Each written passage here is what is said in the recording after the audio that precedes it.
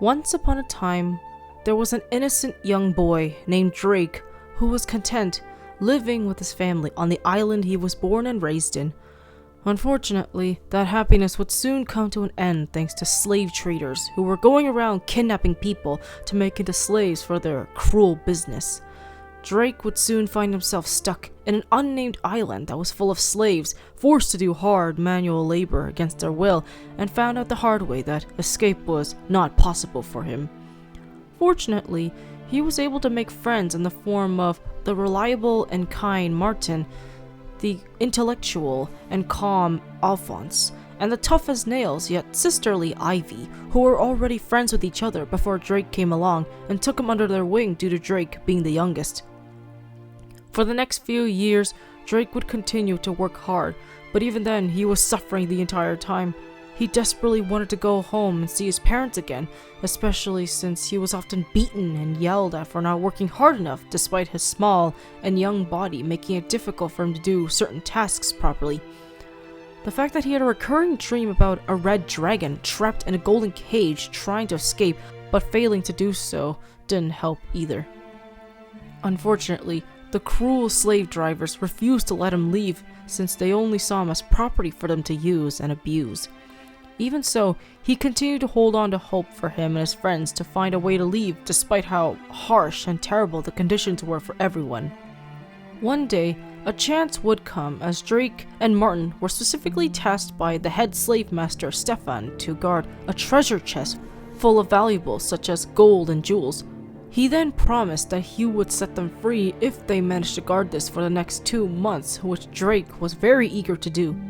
While Drake was ecstatic to have a chance to be freed from the island and go back home, Martin was unsure, as he had a strong feeling that Stefan had no intention of actually freeing anyone, let alone someone as young as Drake.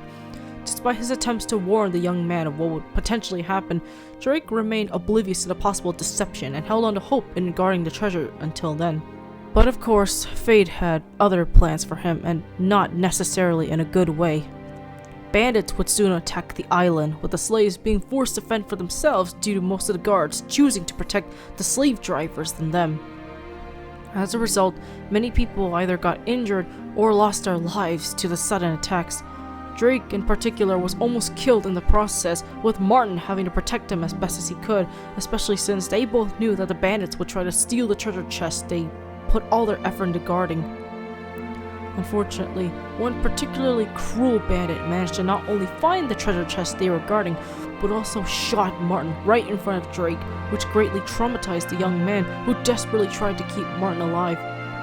To add insult to injury, he stole a bracelet that Drake had made for Martin 2 months ago, much to the young man's sadness. After the bandits had left with the loot, Drake was left to hold on to Martin as the man laid in his arms, dying. Right before he died, his final words were for him to be free before finally succumbing to his wounds. Needless to say, Drake did not take his death well and could only weep over his honorary brother's body, with the rest of the slaves also mourning for their fallen comrade.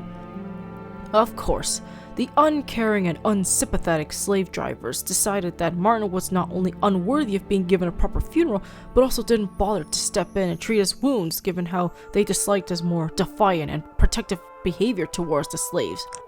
But what the slave drivers failed to realize was that doing so would prove to be the biggest mistake of their lives.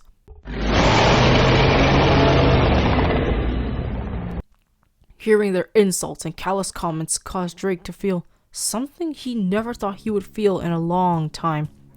What was it, you may ask? It was none other than pure, unadulterated rage. Finally reaching his breaking point, Drake suddenly awakened a power that was dormant within him. As for what power it was a form of essence that was found not only in fire, but dragons as well. The moment he awakened his powers, he not only broke free of his chains, metaphorically and literally, but also let out a mighty roar of fury while burning the guards around him in the process. After that, another massacre would occur, only this time it was caused by none other than the very slaves the masters and traders tormented.